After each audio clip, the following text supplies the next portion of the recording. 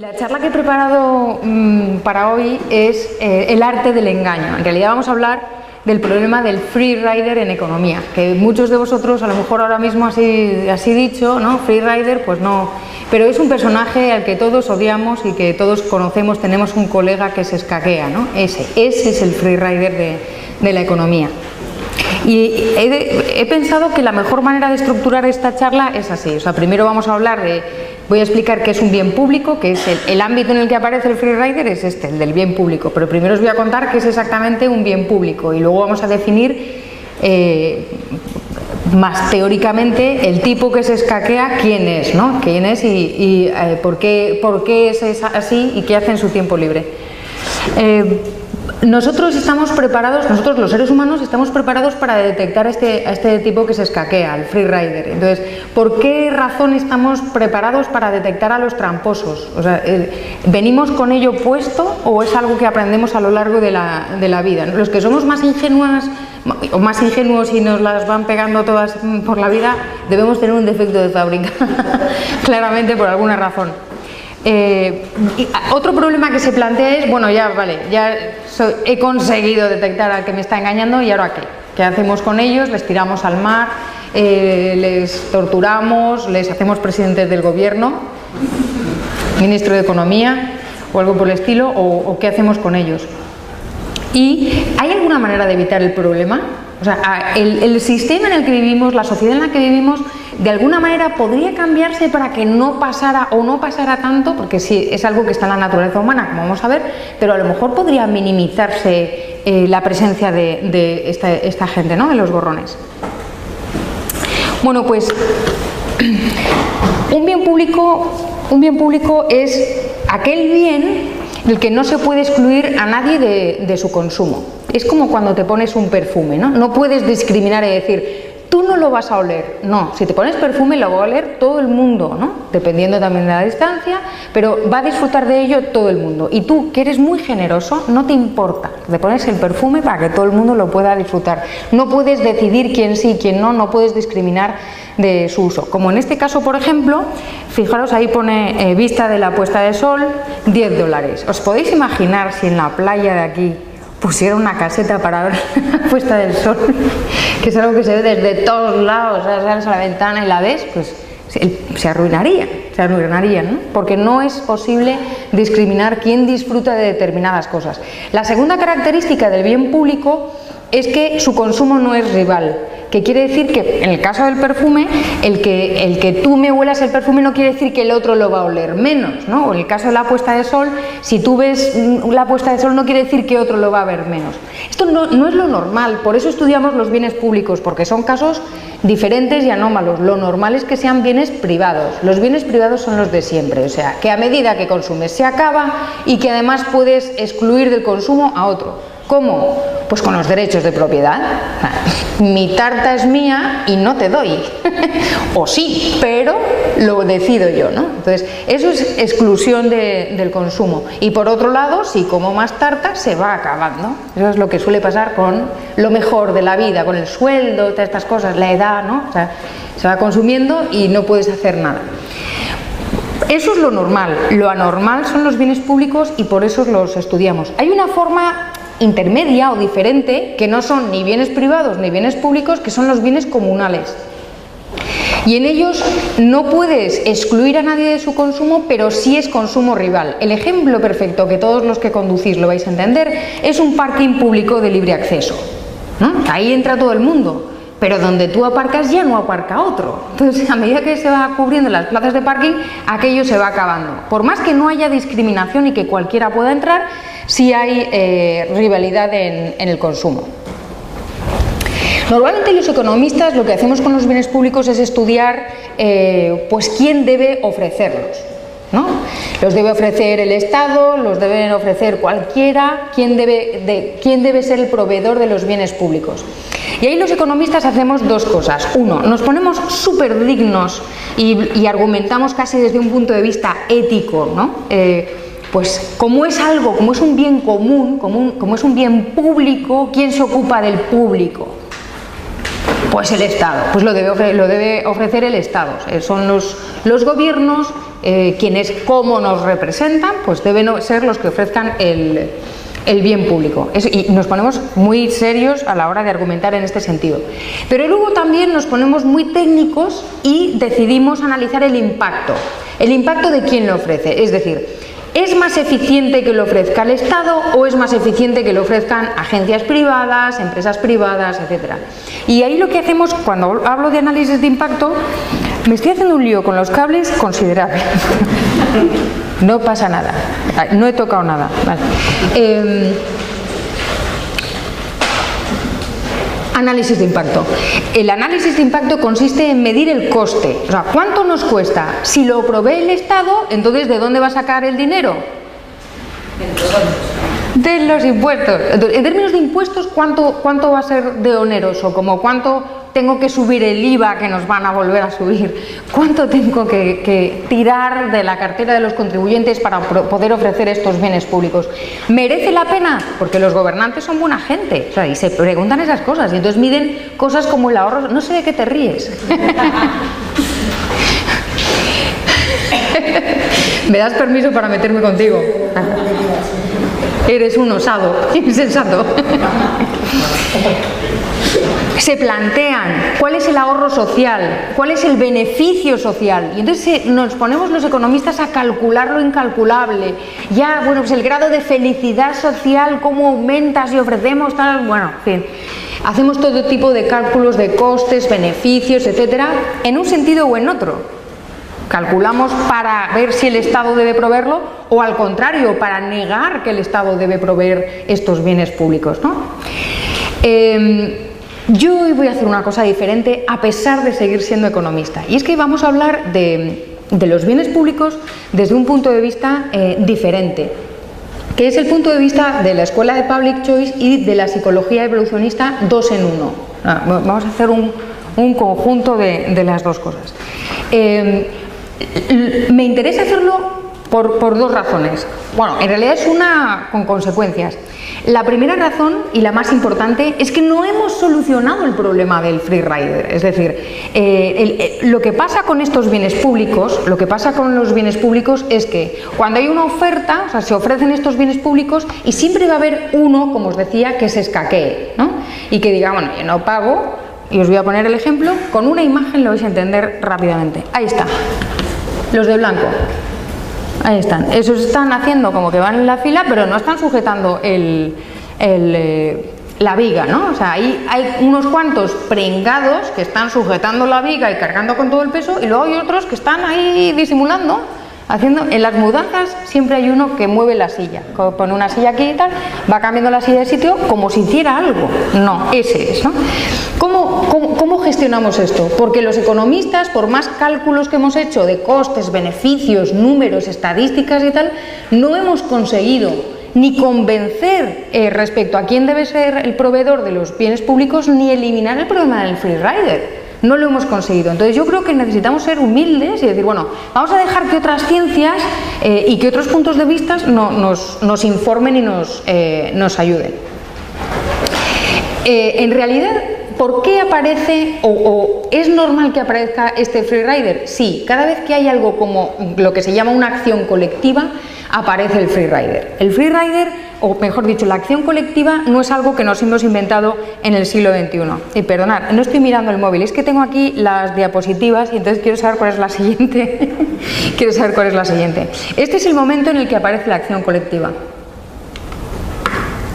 Es la familia de cazadores-recolectores. Somos nosotros hace muchos millones de años. No voy a decir cuántos porque Paco Capella luego me riñe y me dice, no hace tanto o hace menos.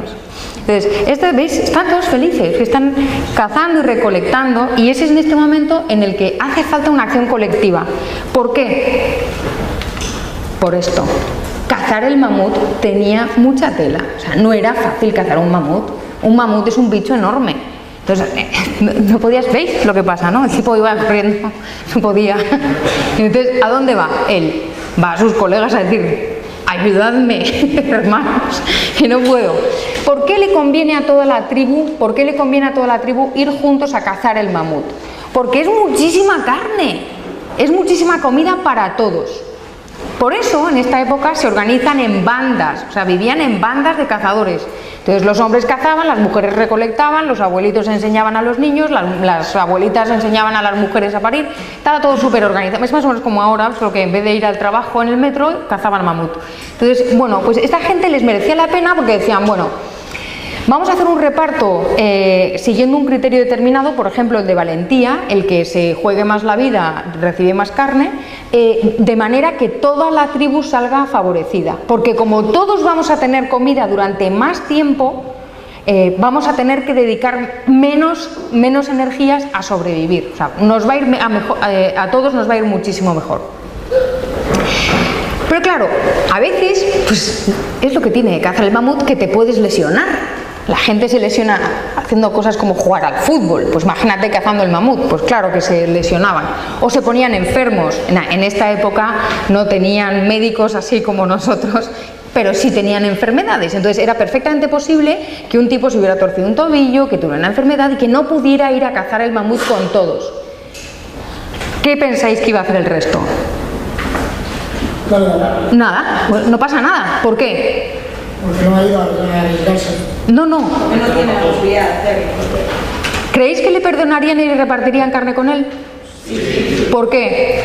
Porque no le tocaría otro día a otro. Porque otro día le toca a otro. Porque estamos todos expuestos a ponernos enfermos, a torcernos un tobillo. Y entonces aparece la empatía. Y entendemos perfectamente que, bueno, mira, y aparece la famosa regla de oro. Hoy por ti, mañana por mí, ¿no? Te puede pasar a ti también, no pasa nada y tal. También es verdad que aparecían, ahora sí, los que se escaqueaban, ¿no? El que decía, yo no voy y como reparten para todos, pues así me beneficio explotando a los demás. Porque ser un freerider es un tipo que explota a los demás. Claro, en esta época las bandas de cazadores recolectores pues no eran muchos, ¿no? O sea, era muy fácil darse cuenta, como es muy fácil saber quién no recoge la mesa en una familia de 5, o sea, está muy claro. Entonces a ese le machacas, le echas la bronca, te chivas a tus padres, haces cualquier cosa, pero es muy fácil señalarle con el dedo, reconocerle y tal. Pero ¿qué pasa cuando la banda de cazadores se transforma en una sociedad sofisticadísima como la nuestra? Pues es mucho más difícil reconocer al tipo, ¿no? Es mucho más difícil reconocer quién es el que está zafándose y el que no está contribuyendo. Este problema se puede estudiar desde el punto de vista de la escuela de Public Choice en lo que se llama el problema del principal agente, ¿no? Entonces, normalmente se llama así porque hay un principal que es alguien que firma un contrato con otro, que es el agente. Y el agente que tiene más información puede zafarse o no de cumplir el contrato. Normalmente, aunque está relacionado con lo del freerider, normalmente el ejemplo que suelo poner para explicar el problema del principal agente es el gorila de discoteca. El gorila de discoteca es el portero, ¿no? El portero de la discoteca tiene el mandato del dueño de la discoteca de que no deje pasar. Esto es verídico y sucedía en mi época. También es verdad que soy súper mayor y entonces en la vuestra ya no pasará. Pero había una orden explícita de prohibir el paso en las discotecas a los que llevaran calcetines blancos. ¿Por qué? Lo ignoro, pero sucedía. Entonces vamos a seguir ese ejemplo real a la par que estúpido de tú eres el dueño de la discoteca, ves que te dije que habías sido muy osado y me has encargado que impide el paso a la gente que lleva calcetines blancos. Si tú llevas calcetines blancos, yo me puedo poner de acuerdo contigo, ¿no? Y tú me puedes decir, mira, si me dejas pasar, yo qué sé, pues luego yo te invito a comer gratis. Ya está. Ya tengo un problema de riesgo moral. Puedo incumplir, tú puedes no enterarte si no estás vigilando, porque hombre, si tú estás ahí mirando todo, ¿para qué necesitas un portero? Pero si tú estás en la oficina no sabes quién lleva calcetines blancos. El ejemplo de los calcetines blancos es muy simple, pero poneros en algo más complicado, como por ejemplo la provisión de electricidad. El gobierno encarga a una empresa eléctrica que suministre electricidad a todo el mundo, al precio más bajo posible. Pues la empresa eléctrica tiene muchas posibilidades de no hacerlo, pero vamos más allá. Imagínate que el gobierno además encarga a una agencia reguladora que vigile que aquello funciona. La agencia reguladora puede engañar al gobierno, ponerse de acuerdo con las eléctricas y llevárselo crudo. A nadie le puede sorprender eso de llevárselo crudo y que pasen estas cosas, ¿no? Cada vez que hay una regulación hay una oportunidad de incumplimiento. Eso es un freerider y eso es el problema de la agencia o el problema del principal agente. Detectar la intención del otro es complicado, o sea, tiene su cosa. Las madres lo sabemos, pero no es imposible. También lo sabemos las madres. No es imposible. Porque fijaros que no se trata de pillar a alguien con las manos en la masa, o sea, no se trata de pillar al tipo que está robando, no, eso es otra cosa, ¿no? Que también puede ser difícil, pero no es de lo que estamos hablando. De lo que estamos hablando es de mirar a alguien y decir, a ver, el de las patillas del fondo, que estás ahí, tienes cara de... ¿no? Y acertar. No me digas que no tiene arte la cosa, ¿no? Tiene tela. No es nada fácil, no es imposible, pero no es nada fácil. Esto, desde el punto de vista evolutivo, tiene una importancia enorme, porque implica aprender a descubrir la intención del otro, implica la emergencia de conceptos complejos. Es decir, en un momento dado aparece un problema nuevo, que es el del tipo que se va a escaquear de la caza del mamut, en una sociedad, en un grupo lo suficientemente grande, y ante ese problema el hombre aprende, o sea, emerge una nueva capacidad. En este caso son los conceptos complejos. ¿Qué es un concepto complejo? Es un concepto formado por muchos conceptos y que además involucra un juicio moral. Por ejemplo, en el caso del mamut, el concepto de mi interés individual, la comunidad, el interés de la comunidad y el juicio moral de el interés de la comunidad es mejor que mi propio interés en este caso. Eso es un concepto complejo. ¿Veis, no? La emergencia de este tipo de conceptos complejos ha sido muy importante porque nos ha permitido evolucionar en la convivencia de los seres humanos y en la sofisticación de nuestras sociedades. Si nos comparamos con muchas otras especies, nuestra organización es verdaderamente sofisticada precisamente gracias a estos conceptos que nos permite saltar por encima de determinados obstáculos de convivencia. Bueno, pues la psicología evolucionista nos enseña que hemos aprendido a detectar al freerider como algo diferenciado del ladrón. O sea, tenemos un cerebro que ha aprendido a decir, este es un ladrón, pero aquel del fondo se quiere escaquear, el de las patillas. Ese se quiere escaquear y este tal. O sea, la diferencia es que este le estoy pillando robando y yo estoy deduciendo una intención y estoy acertando en el segundo caso, ¿no? ¿Por qué el cerebro ha aprendido? Porque habría sido ¿cómo se dice? Algo negativo contra la evolución el no hacerlo. Por lo siguiente, fijaros en el caso del mamut, ¿no? Si no aprendemos a cazar mamuts, se va a ver perjudicada la supervivencia del grupo. Entonces, refuerza la supervivencia del grupo que exista este tipo de acciones colectivas. Si ganan los que se escaquean, si hay más número de freeriders que de gente que coopera, se acabó la acción colectiva. Y podéis decir, ¿estás suponiendo que la gente es mala? No, pero es que aprendemos también por imitación. Entonces, cuando aparece un freerider, pasan dos cosas. Uno, los seres humanos nos imitamos los unos a los otros siguiendo dos criterios: el criterio del éxito y el criterio de la mayoría. Somos así. Entonces, cuando aparece un freerider, alguien dice, jo, este tío le va fenomenal, o sea, no colabora, no gasta sus recursos, su energía y tal, y se beneficia del mamut, yo también. Y entonces aparecen imitadores. A medida que el grupo de freeriders se va haciendo más grande, habrá gente que diga, pues si lo hacen todos, yo también. Y eso es ya la devastación total. Ahí es cuando lo de si lo hacen todos, yo también. Pues ya sabéis lo del ejemplo del fuego, ¿no? O sea, tú estás en medio de la calle y dices fuego, fuego, fuego, fuego, y la gente se para y se monta el pollo y la gente dice fuego, fuego, ya todo el mundo sin haber mirado. O sea, somos así, no somos borregos, sino que imitamos en función de lo que hace la mayoría también. Así que a la propia naturaleza del ser humano, digamos, la evolución no permite o ha desarrollado este mecanismo de detección de las intenciones del otro para una mejor supervivencia del grupo. Entonces, fijaros que en el caso que os había puesto del ladrón o del tipo de las pastillas del fondo, lo que diferencia a uno de otro es la intencionalidad. Pero hay que diferenciar intencionalidad de intención. Una cosa es con qué intencionar las cosas, ¿no? Las madres siempre tenemos muy buena intención y anda que no metemos la pata, ¿no? Entonces, una cosa es la intención con la que vas. Las madres, los amigos y todo el mundo. Todo el mundo tiene siempre, como os he dicho, el infierno está lleno de buenas intenciones. Pues eso. Tú puedes tener la mejor de las intenciones y hacerlo mal. Pero no es eso de lo que estamos hablando. Estamos hablando de tirar a dar.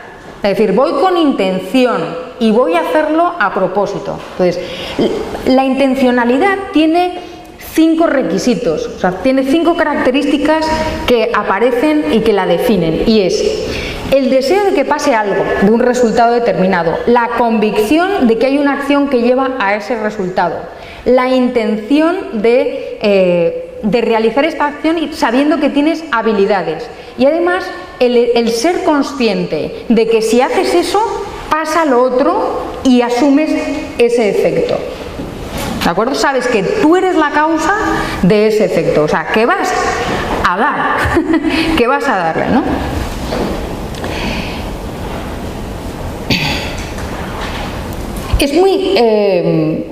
Es muy complicado el tema de la intencionalidad y está muy poco estudiado porque no se puede saber mucho. Es decir, ¿quién nos ha preguntado alguna vez? Y yo como narices sé si el tipo que viene, que me entra en la discoteca, quiere ser mi amigo o quiere algo más. Mira que si quiere algo más y yo pienso que quiere ser solo amigo, voy a hacer el imbécil. Pero ¿y si solo quiere ser mi amigo y yo voy a por algo más? Hago el imbécil también. Entonces, el juego de las intenciones y de las intencionalidades es complicadísimo, ¿no? Y no está realmente logrado, se estudia, pero no se ha llegado a una conclusión. Sí se sabe que es muy, muy importante y que depende de las diferencias individuales, pero también de las diferencias culturales. La misma acción en diferentes culturas es interpretada de una manera o de otra, ¿no? Bueno, si sacamos el ejemplo de Oriente y Occidente, tenemos una pila de ejemplos de que determinadas acciones de Oriente en Occidente serían consideradas como algo, por ejemplo, en Oriente a ti te pasa algo por la calle y nadie te ayuda. ¿Son egoístas? No, lo hacen por respeto. O sea, sí, tienen ese concepto de respeto. ¿Qué vamos a hacer? Entonces, la misma acción en diferentes culturas significa cosas diferentes y se percibe con una intencionalidad distinta. Por eso es tan complicado. Y es muy importante, entre otras cosas, porque la percepción de la intencionalidad influye en tu valoración del comportamiento. Por ejemplo, cuando alguien hace algo malo, si sabes que no ha ido a propósito, le disculpas más que si sabes que ha ido a tiro hecho. O sea, si el tío iba a matar a otro, dices, será sinvergüenza que ha ido a cargárselo sabiendo, ¿verdad? Si lo ha hecho sin querer, dices, bueno, jo, qué faena, hay que ver. Y lo mismo pasa con las buenas acciones. Cuando alguien hace algo bien porque quería hacerlo y se ha esforzado y tal, pues ole. Si le ha hecho algo bien y ha sido por casualidad, dices, qué suerte ha tenido el tío, ¿no? Entonces, ahí entiendes que el factor suerte, el no ir a propósito, disminuye lo bueno o lo malo de una acción.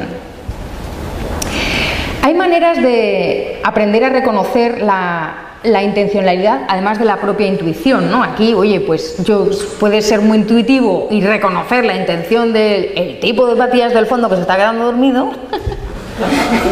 Te voy a machacar hoy. Es que te tengo aquí. Puedo, ¿verdad? Entendido el mensaje. Intencionalidad. Pero fíjate, yo puedo intuir que no te apetece nada que te nombre, o puedo observar y aprender. Si cada vez que hago así veo que tú haces así, digo, ¿me estará mandando un mensaje? Aprender de la observación y de la enseñanza de los demás es una manera estupenda de aprender a reconocer la intencionalidad de otros, ¿no? Observamos actos, observamos las elecciones que hacen los demás y cómo les va. Y decimos, pues no, yo por ahí no, porque mira lo que le ha pasado a este tipo, ¿no? Resulta que se equivocó. Este se equivocó intentando interpretar las intenciones de los demás, entonces yo apunto y tal.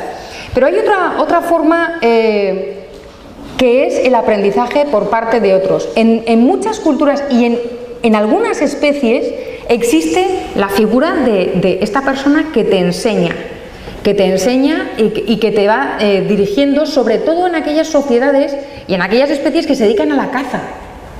Porque la supervivencia es algo que tira tanto, ¿no? Lo llevamos tan en los genes y depende de ello el resto de la especie, que es importante enseñar a cazar. La caza en las sociedades muy primitivas o en determinadas otras especies y en general cómo nos ganamos el pan es demasiado importante como para dejar que nos vayamos estrellando todos y a ver si somos suficientemente listos e intuitivos como para aprender, ¿no? Entonces mucho mejor decirte, mira, a mí me das igual, pero entiendo que es bueno para el grupo que todos sobrevivamos, entonces te voy a decir, mira, para cazar el mamut es mucho mejor que vayas por aquí que vayas por aquí. Entonces, el aprendizaje gracias a otra persona o a otro miembro de la especie es también muy, muy importante.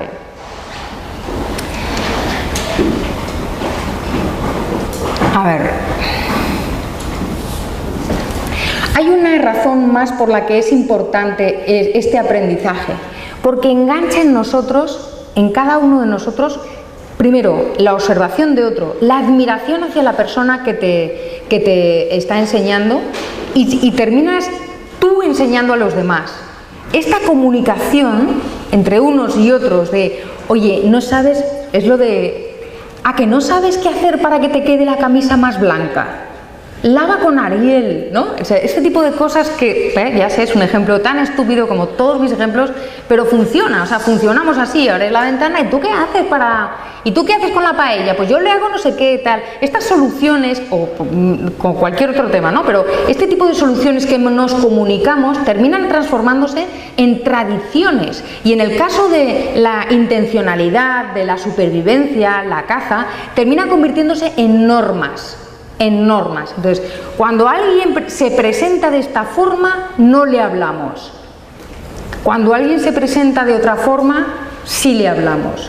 Si alguien muestra signos de educación, como decir hola, adiós, por favor, gracias, tendemos a confiar más. Y es una norma que está en nuestra sociedad y en otras no, porque la hemos ido aprendiendo con el paso del tiempo, ¿no?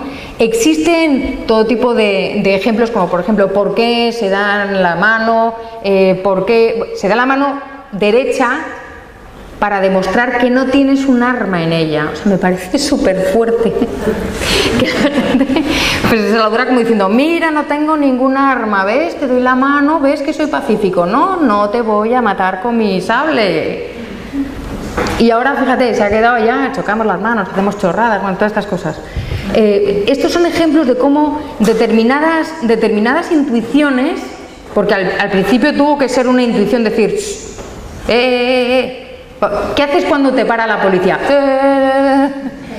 Muestra las manitas, ¿no? Diciendo, no tengo nada. Soy inocente. Si tienes mucha experiencia, pones ya directamente las manos detrás de la nuca.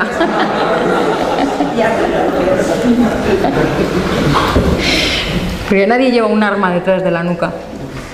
Que es cuestión de planteárselo, ¿eh? Entonces, estas son tradiciones que se transforman en normas. Nadie te tiene que decir que tienes que dar la mano, hola, ¿no? Nadie te tiene que decir que si haces así es un signo universal en nuestra sociedad occidental de pacífico. No tengo nada en las manos, no estoy ocultando nada, etcétera, ¿no? Por eso es tan importante, porque se transforman en normas no escritas muchas veces, otras veces sí escritas, pero que facilitan la convivencia y que ahorran muchísimo tiempo, esfuerzo, etcétera, en mostrarse como alguien pacífico, sano, etcétera, etcétera. Entonces, desde el punto de vista evolutivo es muy importante que aparezcan este tipo de normas de comportamiento. No sé por qué, no sé si me he pasado con las diapositivas, no, sí o qué. Ah, no, sí, voy bien. Es que he puesto muy poquitas comparada con las que suelo poner y estoy como perdida, Bueno, ya hemos descubierto cómo desplegar nuestra intuición para descubrir la intencionalidad del otro, y si no, pues aprendemos del grupo, observamos, tenemos un padrino o una madrina que nos va dirigiendo, nos va enseñando, y hemos descubierto que efectivamente el tipo de las patillas se quiere escaquear. ¿Y qué hacemos con él? Hay varias soluciones. Una es el ostracismo, que quiere decir esto. El otro día me contaron que en una conferencia de 15 personas alguien se enfadó, todos mayores, o sea, mayores de edad, profesor, no era el patio de un colegio y tal. Entonces uno se enfadaba con otro y estuvo toda la conferencia así. Que es lo mismo, ¿no? ¿Qué querría decir? ¿Qué mensaje estaría lanzando los demás, no? Pues es como cuando te peleas con alguien y decide no mirarte a la cara cuando le hablas, que me mires a la cara, que me mires. Porque parece que te está ninguneando. Si todos, al que se está saltando la norma, al que no colabora en la caza del mamut, le ninguneamos y le apartamos, le estamos impidiendo que se relacione con nosotros, que comercie con nosotros, que aprenda con nosotros, y le estamos dejando que hay gente que le encanta que le dejen solito, ¿no? Podríamos mandarle a los niños a la hora de la siesta para que le despierten o algo así, ¿no? Pero el ostracismo ha funcionado muy bien desde mucho tiempo atrás. O sea, el relegar, el expulsar de la comunidad de manera espontánea, o sea, con el tiempo se transformó en una norma, etcétera. Pero es uno de los castigos espontáneos que mejor han funcionado. Claro, en nuestras sociedades, que a la gente, a la señora del metro le da igual que no le hable. O sea, yo puedo decirle, ¿no ha pagado el billete? Bueno, que sepa usted que no le voy a volver a saludar. Muchas veces me han dado ganas de hacerlo. Es decir, pues se va a fastidiar porque no le pienso hablar en mi vida, no la conozco de nada, pero no pienso seguir sin hablarle el resto de mis días, ¿no? Y luego está el otro. A ver el de las patillas. Mira lo que te expones, chaval. El castigo. Ya está. Y ya todo el mundo entiende que la gente reacciona ante los castigos, ¿no? Desde niños hasta mayores. No sé, hay gente que no se pone el cinturón de seguridad cuando va en la parte de atrás del coche y les ponen una multa de 100 euros, José Ignacio. No lo va a volver a hacer. ¿Lo vas a volver a hacer? No. ¿Por qué? Porque es un castigo. Pero claro, fijaros una cosa. Poner un castigo y ejecutarlo es costoso también. Cuesta un esfuerzo. O sea, tienes que, cuando no eres el Estado, claro, al que le hemos entregado la capacidad para castigarnos, que nos encanta que nos dé, pero en una sociedad, en la sociedad de los cazadores de mamuts o en esta pequeña sociedad, el castigar tiene su coste. Y depende si yo sé si voy a verte otra vez o no te voy a ver otra vez. Es decir, si vamos a cazar mamut una sola vez y no te voy a ver más, ¿para qué te voy a castigar? Me da lo mismo. Si te voy a ver más, si eres un miembro de mi banda y vamos a tener que seguir cooperando, sí te voy a decir, oye mira, haz el favor de comportarte, respétanos a todos y colabora, macho, porque es que ella está bien. Porque quiero que la siguiente vez colabores, porque la colaboración ayuda a que el grupo sobreviva, ¿vale? Pero si solo te voy a ver una vez, pues no tiene sentido que yo emplee energía, tiempo y me esfuerce en castigarte o en no castigarte. Por eso se considera que el aplicar un castigo es un bien público, también. Y es muy divertido ver cómo los analistas de psicología evolucionista y de Public Choice y tal, te hablan de atención, está el que colabora a cazar el mamut, el que se escaquea de cazar el mamut, y dentro de los que colaboran a cazar el mamut, los que regañan a los que se escaquean o los que son free riders de segunda generación. Entonces tú puedes ser colaborador cazando el mamut, pero un pasota frente al que no hace nada. Lo suyo, lo guay del todo, es cazar el mamut y regañar al tipo del fondo, como estoy haciendo yo. Entonces yo puedo pasar ampliamente y decir, bueno, que se escaquee, pues nada, pues espérate, pues allá, yo sí colaboro porque yo soy buena, pero tú, que te regañe otro, macho, yo, ¿por qué tengo que molestarme? Entonces, en ese sentido, podemos entrar en un bucle brutal de quién vigila al vigilante, etcétera. No sé si era esta la diapositiva. No. No sé por qué he puesto esta diapositiva. Ah, sí. Ya. A partir de aquí, de esta necesidad de reconocer a los que se escaquean, el problema que surge si vamos a volver a cooperar o no vamos a volver a cooperar, lo que nos dicen los modelos evolutivos es que hemos desarrollado capacidad de detección de los parientes en los que confiamos más, con los que tenemos más confianza, de aquellos con los que desarrollamos reciprocidad, sea directa o indirecta. La reciprocidad es la regla de oro, hoy por ti, mañana por mí, ¿no? Pero hay un punto más allá, que es lo que asegura que se solucione el tema o una de las soluciones del tema del freerider, y es la reciprocidad estricta. Es decir, es el sentimiento de, ante una situación en la que hay un freerider, yo colaboro y además riño al que se escaquea, aunque eso me cueste a mí. Es decir, y de la misma forma que me merece la pena cooperar, aunque en mi interés a corto plazo sea mejor escaquearme que no, exactamente igual me merece la pena, por el bien del grupo, acercarme y decirte, me parece fatal lo que estás haciendo. Todos me lo van a agradecer, no lo hago por el agradecimiento. Tampoco lo hago porque soy Teresa de Calcuta, no soy Teresa de Calcuta. Soy un ser humano con interés propio y entonces lo hago porque si el grupo es estable, yo voy a necesitar menos energía, dinero, tiempo, etcétera, para sobrevivir. Y no soy imbécil, o no mucho. Entonces, sé que para poder sobrevivir mejor necesito un grupo estable, donde no haya defectores, donde no haya freeriders. Y por eso soy capaz de perder algo a corto plazo para mantener una estabilidad del grupo que me va a permitir a mí sobrevivir con menos coste. ¿De acuerdo?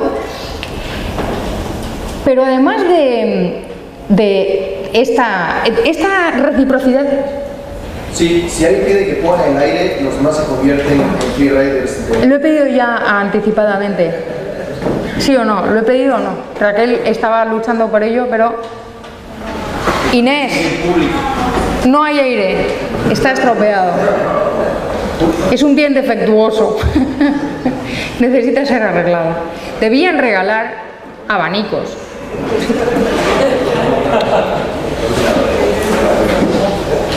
No ha terminado la conferencia, os tengo que dar la solución. Estaba diciendo que la reciprocidad estricta, esta de la que estoy hablando de yo me voy a esforzar, etcétera, no es suficiente, por lo que decía antes, porque puede ser que no me merezca la pena si no voy a volver a ver al tipo de enfrente, ¿no? al freerider, y me va a dar igual. Vamos a ver, situación, estamos en Madrid en el metro, o en cualquier ciudad en el metro, o en el autobús, y vemos que alguien no paga la entrada. Me voy a poner todavía mucho más superficial. Vamos por la calle y un tipo tira un papel a la papelera, al suelo. Vamos por la calle y alguien tira un papel. ¿Quién es el idiota que le dice, oye, haz el favor de recoger ese papel porque la limpieza de la ciudad es un bien público que nos merece la pena a todos? Nadie. Alguien se salta la barrera del metro o no paga el autobús, e incluso si eso va en detrimento de toda la sociedad, no decimos nada. ¿Por qué? Porque me da igual este tipo, que no lo voy a ver más. Entonces no lo necesitamos, por eso no es el mejor de los sistemas.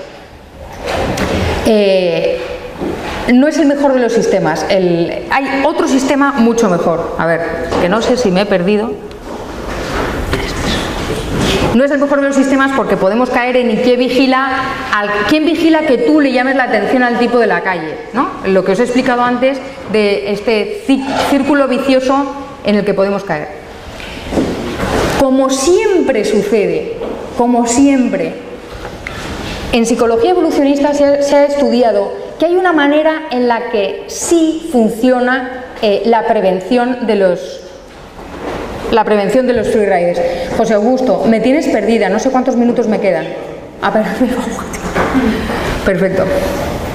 Vamos a ver.